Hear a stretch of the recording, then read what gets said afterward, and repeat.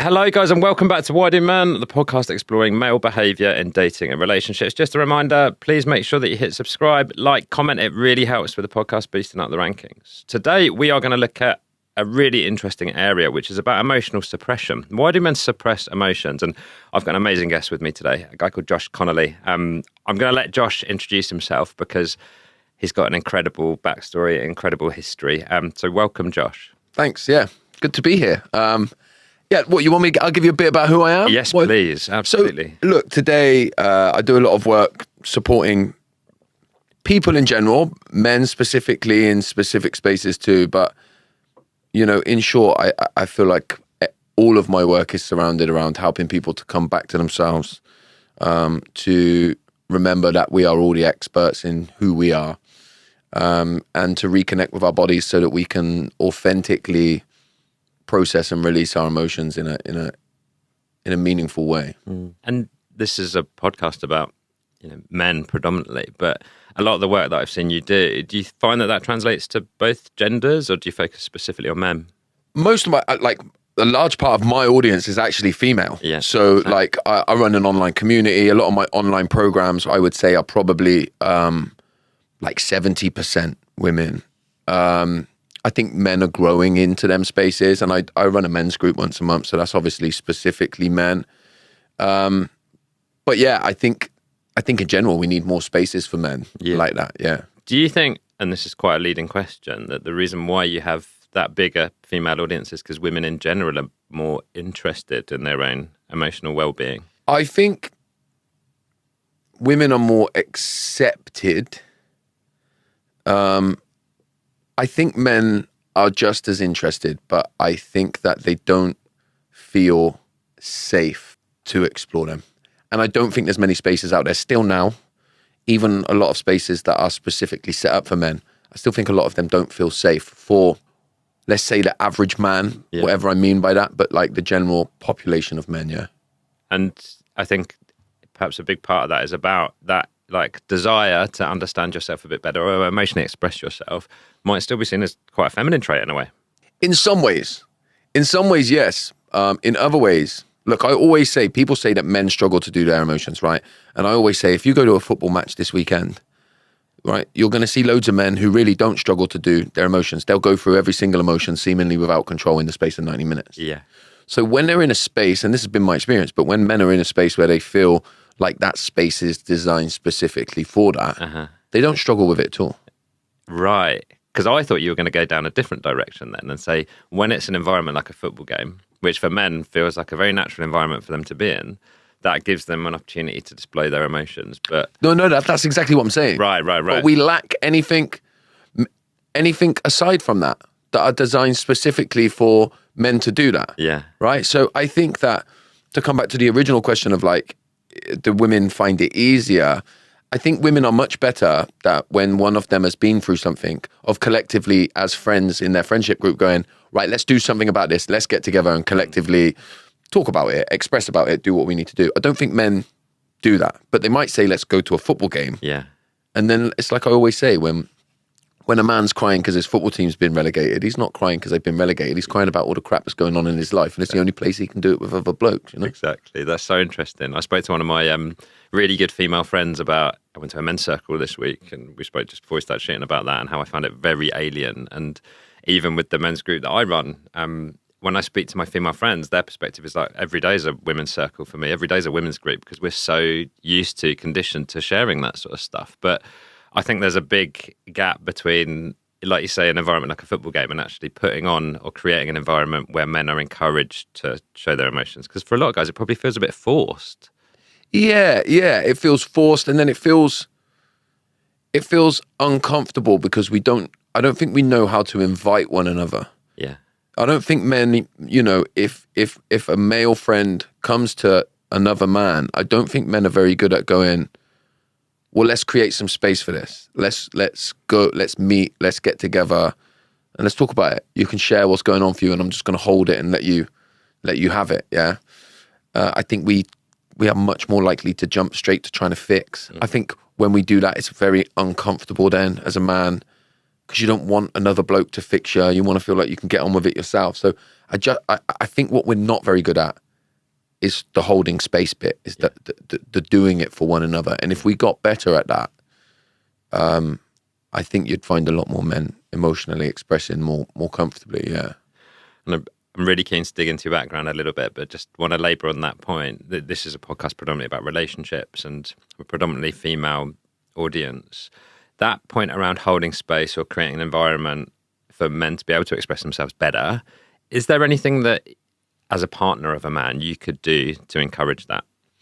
I think it's difficult, because I think that what you probably could do is try to help facilitate them to be around more men that are going to help them do that. Because I think that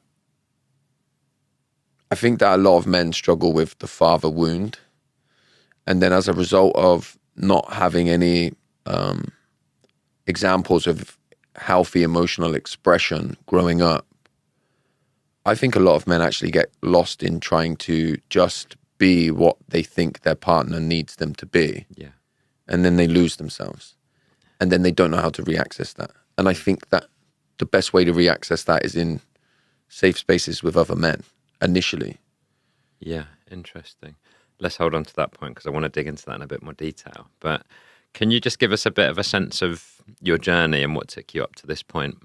So look, until I stopped drinking in 2012, and I think up until that point, I would have just told you that I had a pretty normal childhood. But it was only when I got sober and started to sort of look at what I'd experienced, I started to realize, how drastically opposite to a normal upbringing it was. My dad was an alcoholic, so he spent time in prison, and so I never had a meaningful relationship with my dad. It was quite the opposite. And then my mum remarried my stepdad, who is a great man, who she's still with today. But I recognize now I'm very emotional, right? I need to emotionally express a lot.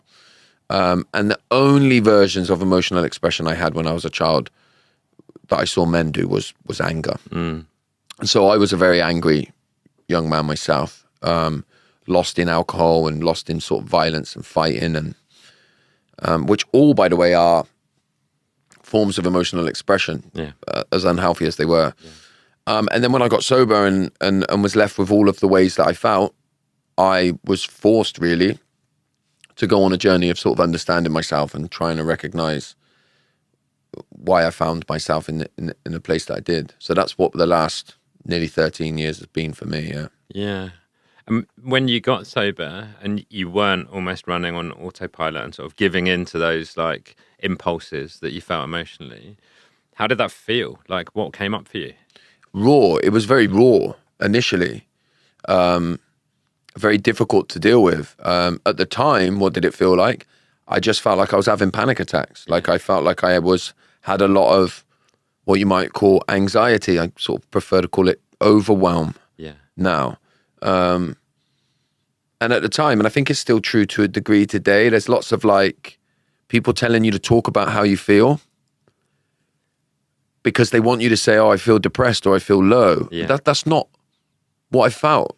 I felt like I hate myself. I felt like I hate the world. I felt like I wanted to fight people. I felt like I didn't like my kids. Like I felt like my kids were an annoyance. And, you know, like I can see now, having been on a journey, that at the time my children were triggering a lot of my childhood stuff. Mm-hmm. Yeah. But I couldn't have come out at the time and said, I feel like my kids are an annoyance. No, I don't think I would have got love and sympathy. Yeah. And so this is the point. I think a lot of particularly young men struggle with these big, strong feelings and emotions. Many of them end up radicalized in many different ways. Yeah. But many of them end up taking those feelings and emotions into their relationships, and either trying to suppress and hide them until they eventually can't anymore, and then they come out normally with a big bang, or just being not very nice people in their relationships in general and just taking it all out on the people closest to them. Yeah. I think that's the reality, yeah. We spoke just before we started filming about a lot of the language used around male mental health emotional expression is quite reductive in a way, right? So like you mentioned one just then, which is like men need to talk. And I see that message all the time, but I don't think it's particularly helpful because it doesn't provide a framework or any sort of guidance for men outside of talk. And in your experience, like with the men in particular that you work with, like what have you found has helped them when it comes to dealing with a lot of that sort of childhood trauma? I think that men particularly, and I learned this from the spaces that I've been in with men, but men particularly, I think, like to operate shoulder to shoulder, right? Men like a sense of, we're in this together, there's camaraderie, I'm not telling you to do or be anything. I'm just trying to be with you and sharing my experience.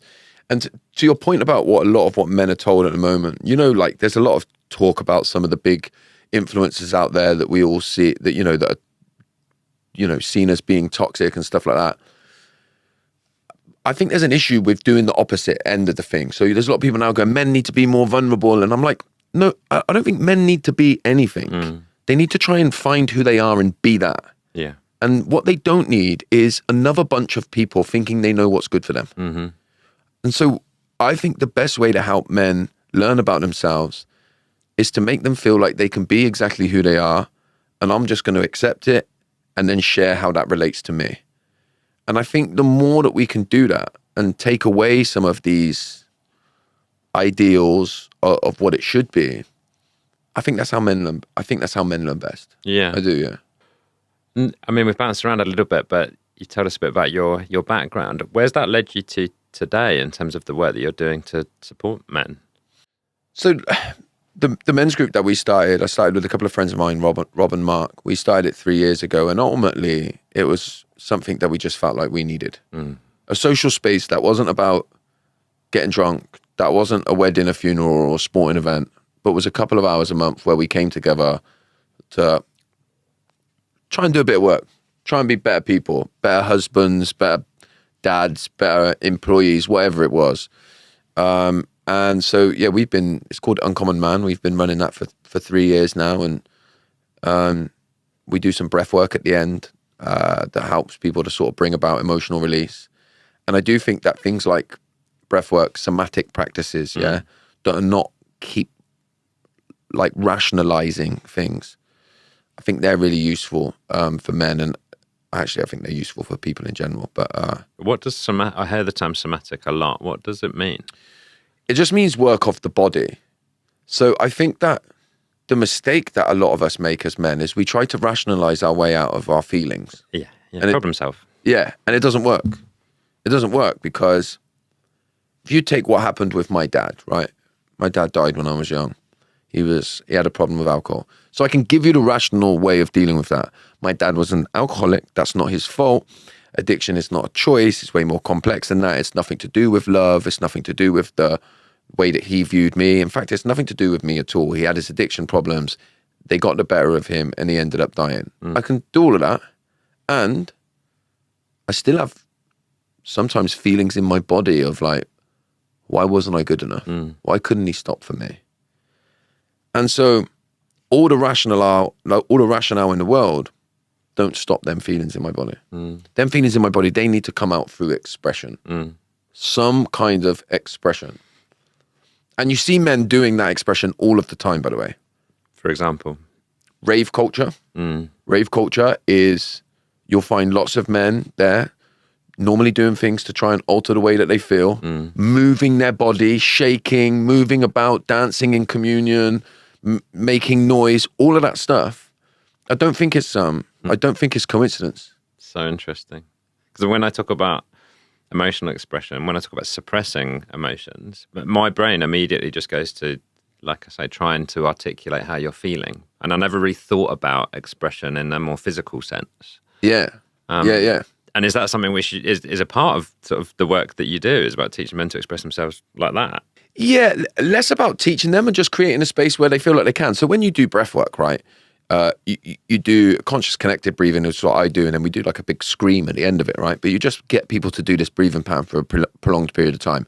And when you do, it has an impact physically on your body. It makes you sort of shake and it helps get some of that stuff out, particularly when we get everybody to scream at the end. But I do think, to your point, we're doing it all of the time without knowing it. Yeah. Like lots of men love going to the gym and smashing out at the gym. Yeah. That's a form of somatic work, because you'll go in and you feel better after the gym. I think sometimes we get lost talking about the chemicals and stuff that it releases, and then we forget that actually we're just getting rid of it. You're getting it out of your body. Yeah. You know what I mean? You spoke a bit about your father, and it was something that I can really empathise with myself. I had a dad that wasn't around at all in my childhood and struggled with addiction himself. I think that's quite a common theme amongst men, right? And do you find that within the groups, or even your own personal experience, that you struggled to identify with, you struggled to bond with other men because of the lack of your father being around? 100%. Because that's the biggest barrier for me with these groups. It's this thing that I resisted the most. I always struggled with building friendships with other guys in my 20s because ultimately I didn't trust them. Exactly. But how do you get guys past that point and get them to trust other guys? Well, look, it's a great question. I think you need points of entry. I think one of the problems that we've got with the men's spaces at the moment, and it's not a problem with the spaces that I'm talking about, it's a problem with the space overall, is that a lot of the men's work has gone right to this other end of the spectrum, where most men look at that and go, you ain't getting me anywhere near that. I ain't going anywhere near it. I've been doing this a lot, right? And I feel like I've done a lot of work. I even look at some of them and think, I couldn't go in there. I couldn't do it, man. Right. Right? And that's not a slant on them. There's obviously space for them. But I think we lack points of entry. Yeah. Not everybody needs to, I don't want to diss people, but like dress in tie-dye. I can say this because I've done it. Grow long hair and a beard and sing Kumbaya together, right? Like, I know that's an oversimplification. Some of us just want to come together in other ways that feels more relatable. Yeah. Where we can, I had to get over the barrier that I thought, particularly men that look a certain way, I thought they'll hurt you. That was my core belief. I don't think I knew it rationally, but my core belief was that men will hurt you. You don't get into any kind of relationship with a man. I never, as a kid, had a man sit me on his knee, put his arm around me and tell me that he's proud of me. Never. And then that must, for example, the examples you gave around, I mean, let's call them men's circles. I know that's kind of reductive, but where it's men that, you create an environment where men are forced to open up to each other and hug each other and feel that closeness, that felt completely alien to me for exactly the same reasons that you've just outlined, where I'd never had that familiarity with like being held by another man before. Yeah. Like this sounds terrible, but I'm going to say it. Like my immediate reaction when I heard about that sort of environment was, like, I don't want to hug another guy. Like, I don't want to feel his penis against my body. Yeah. Like there was like some really weird childhood stuff which came up there. But I suppose to go back to my question, like those entry points, how do you even start creating that? Well, I think it's like, to use a metaphor that just come into my mind as you were talking. And by the way, I like 100% resonate with what you've just said. I think it's important to say those things. Yeah. Because I think that there are people that are doing men's work that had lovely relationships with their dad. Yeah. They know what it's like to love another man. I don't know what it's like to love another man. No. And by the way, I just grew up thinking that was gay. That meant you were gay. Yeah. Exactly. If you want to hug and love, like I knew how to be lads and tell you, if you get in a fight, I'll back you. But I didn't know how to care for you. Yeah. I didn't know how to let you care for me. And it all felt so alien to me. And more than alien, worrying, confusing. You know what I mean? Like, so I had a lot of protection over that. So I actually think that it's categorically wrong to pull random bunches of blokes into spaces and force them to do that straight away. Yeah, yeah. And the analogy or the metaphor that I was thinking is like, if somebody's terrified of water, I don't think you should just throw them in the deep end of a pool. Exactly. Let them splash some over their face or whatever first. Yeah. Let them do that. And then just let them, keep letting them know, we'll support you into doing what you want. We'll support you into, easing yourself into it. And one of the things that we do at Uncommon Man that I've always said is like, you don't have to do anything when you come there. You don't have to do anything. You're not expected to be vulnerable. You're not expected to do anything. Do what you need to do. Come and be in the space. See what it's like. See what it's about. I ain't going to pretend for a second when you come to Uncommon Man that I've got any idea what's good for you. Yeah. Because I barely know what's good for me. So, I'm lost on some kind of power trip if I think I know what's good for you. Yeah. And to that point about being prescriptive about what a man is, like that's not your job. That's not my job. That's not anyone's job, right? But when you work with guys, predominantly, are they in relationships? Are they looking to find ways to improve those romantic relationships? Yeah. I mean, we feel like we've been very inclusive at Uncommon Man, so we get like there's quite a lot of gay guys that come as well. So like relationships in all of their forms do come up. Yeah. A lot of people come to Uncommon Man because their wife or partner follows me online. Right. She sent them. Like, so there's a bit of a joke about that they come for that reason. Yeah. This is why I'm not in any way frustrated at having a majority female audience, because this is what I find. A lot of the stuff that I get back is like women that I've just sent that 60-second clip to my boyfriend, because that's the kind of stuff that he might look at and think, cool, he's not going to listen to a 50-minute long episode. I'm like, and it's another point of entry. yeah, You know what I mean? Like a man might listen to his missus when she says, look, I've been following this guy online, and just have a look and see what you think. And then he might start looking. yeah, And then, you know, if I look at my social media following, it's like, I think Instagram's like 85% women. yeah. But same. I meet a lot of men who say, well, I don't follow you, but I do look at your stuff. Do you think it's seen as a bit too... But I don't want it, yeah. Why? What's the barrier? Because I'm exactly the same. When I look at the stuff that my individual content, it will have quite a large male audience, but that's not reflecting the people that follow me. It's fear, isn't it? Yeah.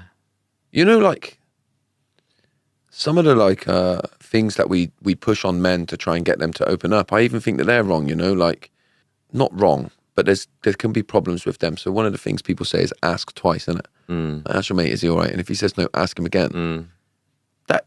That can be useful sometimes, but sometimes your mate is saying he's all right because he fucking don't feel safe to open up about it. Yeah. So don't ask him again. Just set about letting him know in another way that you're safe and that he can talk about it.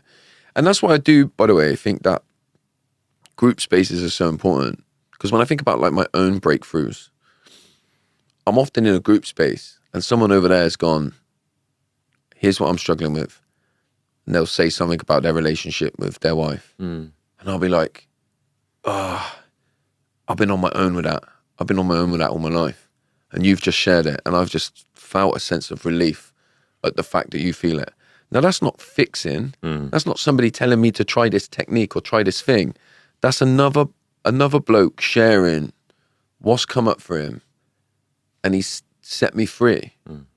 So, you know, the more that we try and encourage that, the more that we try to work on the fear that we all feel when we're exposed, particularly to other men. Because, you know, a lot of my life, I always felt more comfortable around women. Amen to that. I'd be in a room full of women and find it quite easy to open up. Yeah. But put me in a room full of men, I go all fucking this, and because I don't know how else to be. And I'm telling you what that is it's because I'm scared. That's around big groups of men. Big groups of men scare me. I'm exactly the same as you. But my reaction isn't, if I'm blind, and it's the opposite. I like retreat into my shell because I feel inferior to them. Yeah. And that's because of the way my dad made me feel as a kid. Exactly. You know? So it's taken me years to get over that fear, and I'm nowhere near there. But it's like I have to sit in that uncomfortableness every time, whether it's in a work context, whether it's a stag do. You know, I don't think it ever really truly leaves you. You just learn to deal with it better. Yeah, you just learn to deal with it better. Learn to, I think, love yourself in your coping mechanism. So yours is retracting. Mine is to pump my chest out a little bit more and try and make it seem like if it goes off, I'll be all right. Yeah. Right? And it's all, but knowing that about myself, I don't shame myself that I go there. I'm a little bit more like, okay, I know why I'm doing this. Yeah. I'm just a bit scared. It's cool. I can be a bit more sweary. If that's what's making me feel safe here, I'm aware of it and that's all right. So, yeah. That's so interesting. And it's a really good insight for anyone listening around that kind of behavior that's exhibited by a guy and the actual background to that. Like, what's the reason why my boyfriend or, you know, my father or whoever it might be is acting that way? And perhaps it's about safety and protection, you know? Yeah. I wanted to ask you a bit about relationships and the the common challenges or themes that you see in the work that you do when it comes to the men you work with and the people that are in relationships, whether it's heterosexual, homosexual? I think the big thing is emotional vulnerability. And I think you see a lot of what I would call, and I'm part of it, by the way, emotional, like vulnerability porn online. Yeah. So if I sit in front of a camera and be vulnerable and talk about my struggle, I can do it every day of the week. Yeah. Right. And I find it relatively easy. And people say, I wish I could be vulnerable like you. I have women say to me, I wish my partner could be that vulnerable. And I'm like, let's just backtrack a little bit, because sit me in front of my wife, tell me to be vulnerable. Yeah. And you watch me clam up. You watch me seize up. Yeah. Yeah. And I think if I can, I'll unpack that. Shall I unpack that for you? Please. I was just going to ask you about it. When you grow up in a dysfunctional environment, right?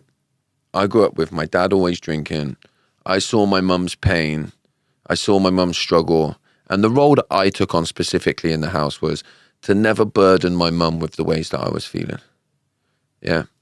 So instead of developing a sense of self based on who I was, I developed a sense of self based on how happy and joyful I made my mum feel.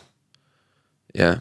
So my whole personality and whole persona was built around making her feel good. And that's how I get my sense of love. And so what I've always done in my romantic relationships is the moment I start to feel like I like somebody or I want attachment from them, I entirely abandon myself and become everything that I think they want me to be. Now, in some ways, it's quite manipulative. We don't like that word because it sounds negative. But I'm essentially just getting them to love me. Yeah. So that I can love myself. Yeah. So you're attaching your validation to somebody else and their opinion of you. Yeah. Which is self-abandonment. And then what happens in the relationship is slowly over time, I can't keep that act up. I feel like my wife doesn't understand me. Yeah. She doesn't understand me because I don't tell her the truth. I tell her what I think she wants to hear so that she feels okay. So then you get lost in that. So then you start to get friction. I start to feel resentful to my wife for not understanding me when I've had a complete inability to be able to communicate with her. She feels resentful. And then you get this friction build. And then you get to this point where I am so terrified of confrontation with the people that I love the most that I will avoid it at all costs. And so there's this great paradox where I can stand on a stage in front of 500 people, cry, be vulnerable like I'm being now, and walk through the door and my wife just wants to know what I'm struggling with and I can't tell her. And that's because the moment I'm in relationship with you, trying to seek attachment from you, my biggest wound is that if you see who I really am, frightened, scared, all of those things, you'll leave. Like everyone left. The only person who never ever left me was my mum. Wow. And what's the core belief in me of why my mum didn't leave me? Because I was good. And you made her happy. And I made her happy. And I towed the line. And I never bought any bad...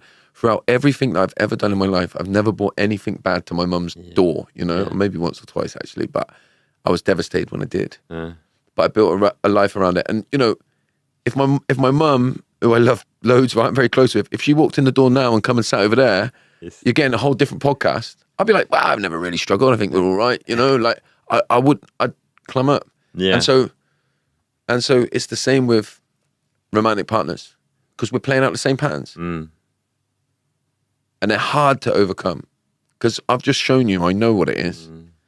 And have you found anything which has really helped in terms of that? Like, I call it true vulnerability. It's not the stuff, you hit the nail on the head when you talk about vulnerability and it's almost like a performance. Yeah. And the triggers to pull, the things to say to make it seem like you're vulnerable, but it's not real vulnerability. No. What we're talking about really, probably a better word is emotional intimacy. Yeah. Emotional intimacy is hard, right? Emotional intimacy is me giving you my core truth, handing it to you, and letting you do with it what you please. And not being afraid. That's going to hurt their feelings. And if it's going to hurt their feelings, or like, it might make you go, might make you not love me. Yeah. Might make you not, be there for me. when you look at the family environment, the dysfunctional family environment that I grew up in, truth, real feelings were swept under the carpet. We all played along to keep the family secret, which was the way that my dad drank. That's how we all took on and played a role within the family, all to avoid the big feelings and emotions coming up that we didn't want to deal with. We take that same dysfunction into the relationships today. So emotional intimacy feels impossible. If you grow up in a more functional, whatever that may mean, more functional family environment, where everybody gets to have their true feelings, where as a child you expressed exactly as you felt, and you may have like saw that it changed the way that other people felt, but you were loved entirely as a result. You were loved when you were happy, sad, lonely, jealous, rageful. You got to have all of your emotions as a kid, and you had at least one parent love you through all of them. You learn it's safe. You learn I get to be me. You develop a healthy sense of self. You're able to go out into the world and go, here's who I am. You can love me or you can not love me. You can like me or you not like me. It's okay because I have a well-developed, strong sense of self. I think particularly men, I think there's a lot of women as well, by the way, but I think a lot of men don't have a healthy, developed sense of self. They only have a sense of self in relationship to how useful they are to everybody else. And now, to bring back to some of the other things that we're talking about, we've got this new wave of people trying to define what a man is. And they're telling some of these people, you got to be more vulnerable. And these people are like, no, I can't do that. I can't do that because the only way I've survived to this point in my life is to not be vulnerable. And so to tell me I'm less of a man now because I can't be vulnerable is just as problematic as me being told all my life that I need to be strong and not cry. It's just as problematic because it's still a restriction. It's still telling me who I feel like I am today is not a man. And that, that's a problem. And you chase that ideal, and then by the time you're like, oh, maybe I have learned to be vulnerable, this interpretation of what a man is has moved on. Yeah. You're like, well, I'm not fitting that ideal anymore. Yeah. But the stuff you said about your sense of self and struggling to find that as a kid, like, I think this is so relatable to everyone listening, regardless of your gender. What's helped you with that? I think in relationship, to focus on that for a moment, in relationship, like with my wife, for example, and this might go against some of the things that other people would say, but writing things down, communicating with my wife, even just from another room in text message, so that it's less intense, right? Because in front of her, I clam up. Yeah. My inner child in me is just like, don't tell her that. She'll go, and I can't say anything. If I can come away and get it all even down on paper or in a text message, give it to her, and then come back and explore it now that I've done it and got it all written down on paper, that can be really, really, really helpful.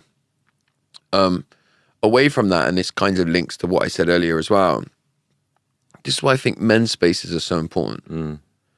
Because I don't know what I'm struggling with sometimes until I hear another man say it. Yeah. And then I go, that's me, man. Like I struggle with that. And then we know that a lot of men that come to Uncommon Man, and we encourage it, go home and like engage with their partner. What did you talk about today? Yeah. All right, today was about this. Yeah. All right, how did that go down? And then you get the opportunity to share about it and talk about it, and slowly, gradually, bit by bit, is what we're talking about. It's like open up a bit more and a bit more and a bit more.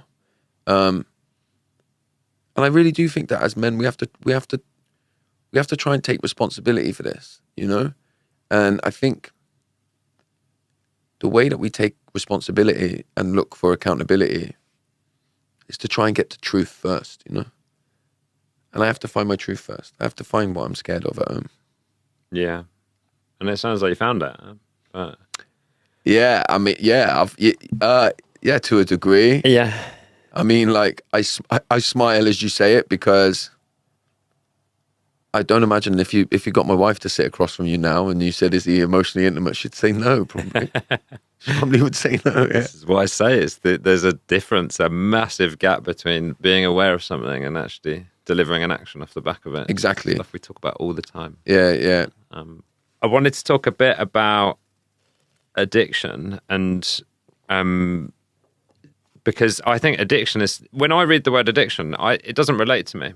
My dad was an alcoholic. I never really kind of recognized that, but from what I gather, like, addiction can come in so many different forms, and I'm presuming that you do a lot of work around addiction, and I have certain addictions which I didn't even realize up until quite recently. Yeah. I'm addicted to dopamine. Like, I'm addicted to social media. It kills me. It's the first thing I look at in the morning, and I see this correlation between my happiness and when I'm feeling unhappy and phone use. And what sort of stuff comes up around that area with the guys that you work with? Yeah, well, look, you've landed there straight away. We've all got addictions. We're all doing, and there's a guy called Gabor Mate who, he says addiction is anything that we do for temporary relief that has a negative impact in the long run, but that we continue to do anyway. And I think when you take that definition, and if you're willing to look at yourself hard enough, you'll find a few addictions. And this is why I always say to people, I might be 13 years free from mind-altering substances and alcohol, but I ain't addiction-free. I'll get addicted to anything that makes me feel good, anything that takes me out of having to feel those difficult feelings and the difficult emotions, and that desire and want to escape. And I think, again, this comes back to what I said about the somatic work earlier, the body work. I think sometimes we get caught up in the rational side of things. So if we feel anxious, we go, why do I feel anxious? And then we think that the reason we feel anxious is because we thought about it and it's this, and this. Sometimes I just feel uncomfortable in my body. And I just need something. I need something to stop me feeling this way. Yeah. And I think, to come back to relationships again, to keep bringing it back to relationships, I think what most of us do is we go about our day-to-day life. So we go to work in the day. You be the best possible version of yourself that you can be for everybody that you work with.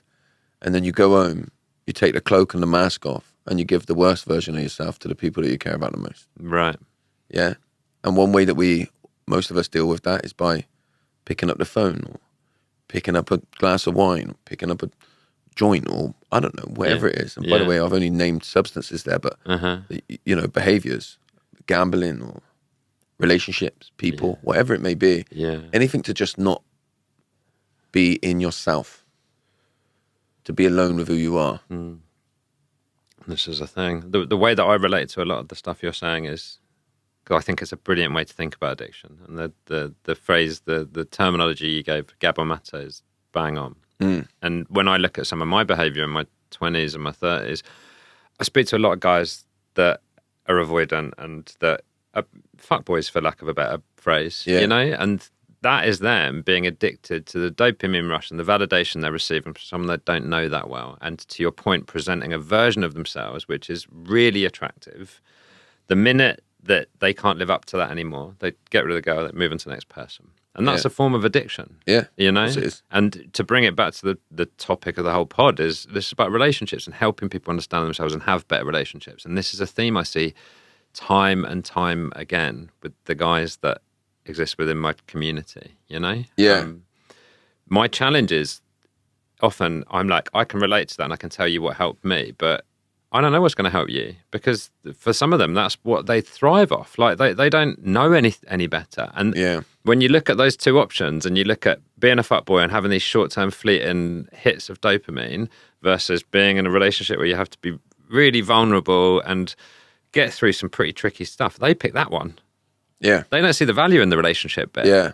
And this is a big part of the education for guys. It's like, how do you show them what beauty having a long-term supportive relationship can have? Well, you touched on something really important, right? And the worst part about addiction is the person that's recovering from it, healing from it, has to play a central role in that healing and recovery. It's not like a physical thing where it's like, we're going to put this injection in you and make sure that you do that every day and, you're going to start to heal. It's the same with all mental health stuff, healing stuff, whatever you want to call it. You have to play an active role in it. And that's the hardest part. And the worst part about addiction, specifically, is in most cases, people playing an active role in it will only come when it hurts enough. Yeah. And how do you know when that point is? For a lot of people, they don't even know. They don't know until it hurts enough. Yeah. And that's the same pattern with me, by the way. The little addictions that I do pick up, talk about the phone one, because I think nearly everybody will relate to it. Yeah. The only time you go, I'm going to sort my phone use out a minute, right? Is when it's got too silly. Yeah. You don't go, oh, it's raising again. It's when it's too silly. It's when, if you're in a relationship, when your wife or your partner just goes, you're on your phone all of the time, and I've had enough, and I'm not going to, and then you go, oh shit, I need to sort my phone use out. Yeah, exactly. But you need that. And so in some ways, the greatest way that you can support somebody who is in addiction is clear boundaries, solid boundaries from a place of love. Yeah. And where you you model what it's like to have those healthy boundaries.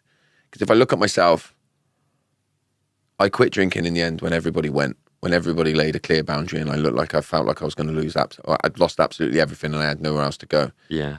If people kept clearing the wreckage for me, I might have kept going. That's the truth. Right.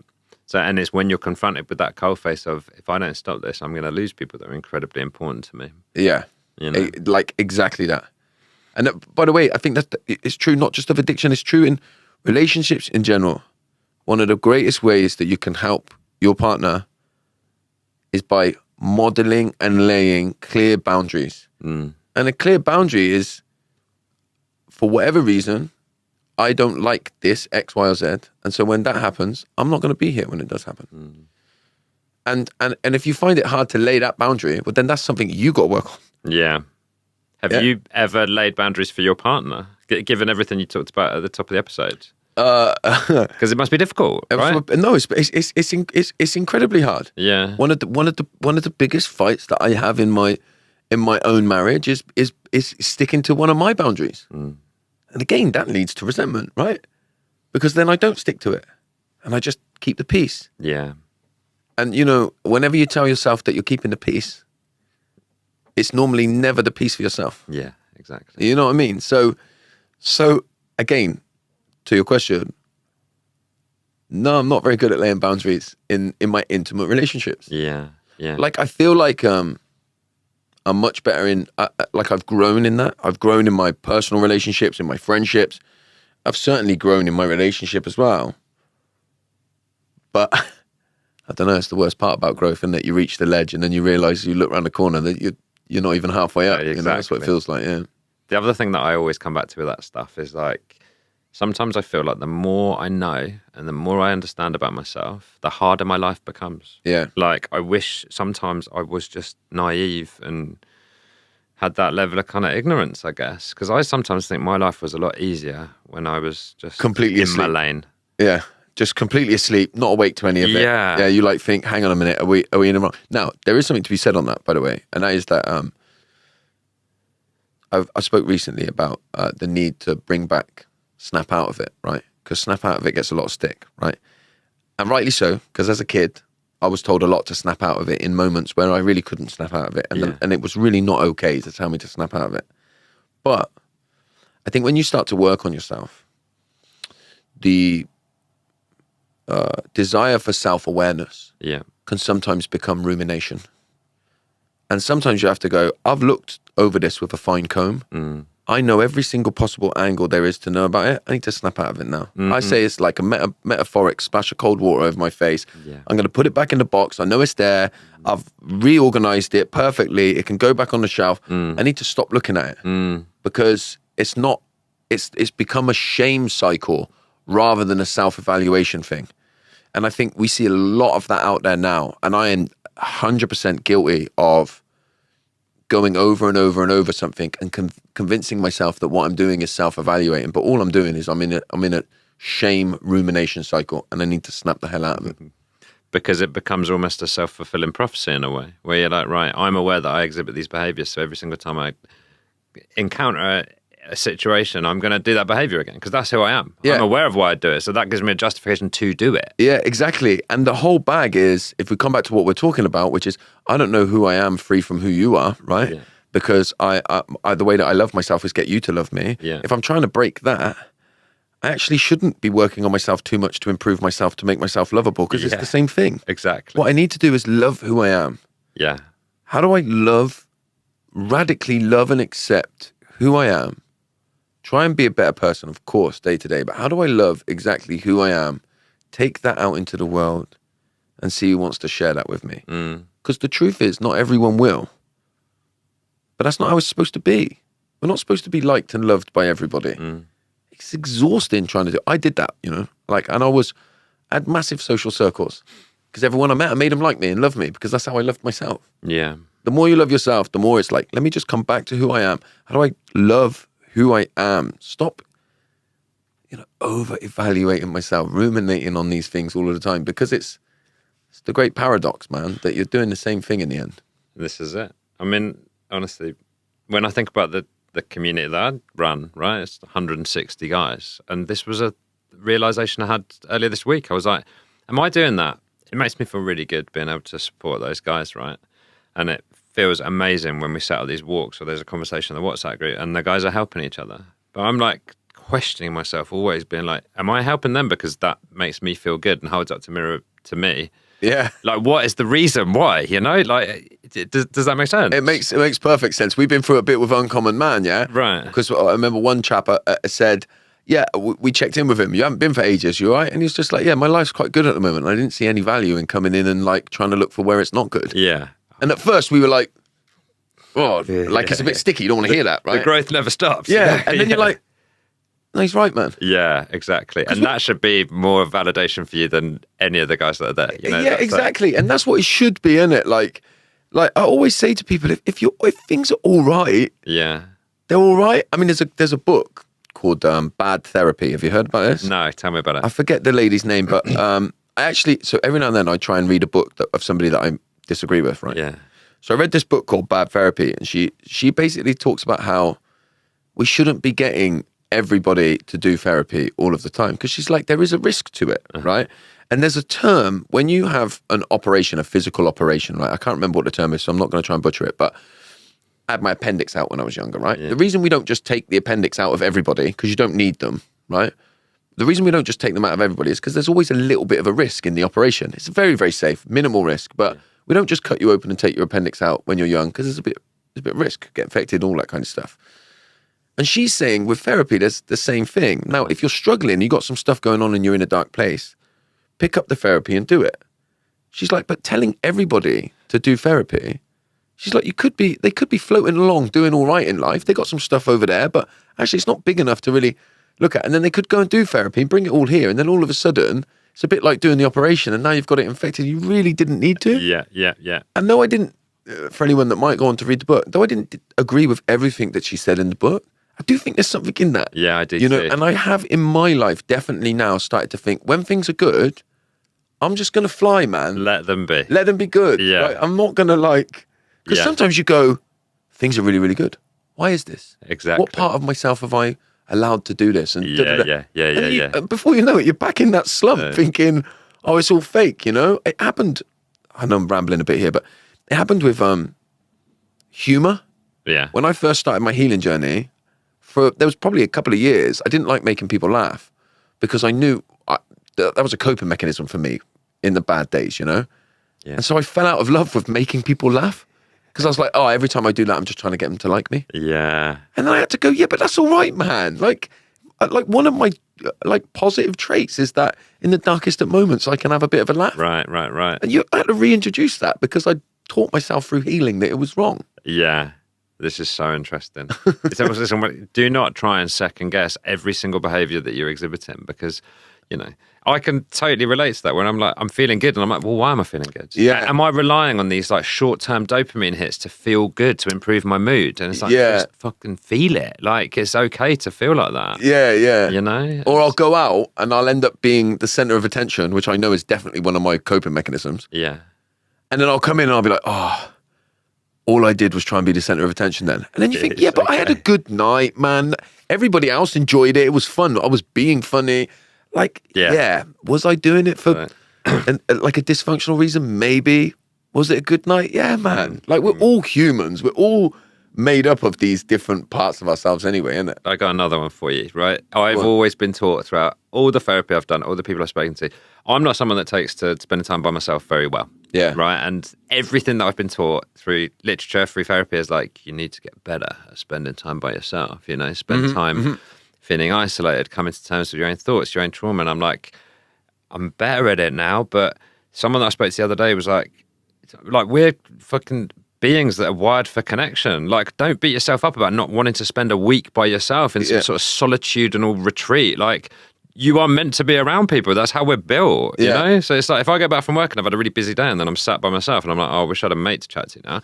That's okay. That's normal. Yeah, exactly. You know? And we're all different, right? So whatever works for you is like completely fine. But I had very similar to that. I don't like sitting still. Yeah. So, you know, like everybody says meditation, sit in the Zen lotus position, get to a place where you can do 20 minutes, right? I shamed myself for so long because I hate doing that. Yeah. And I thought, I obviously got more work to do because I still can't do it. And then I thought, hang on a minute.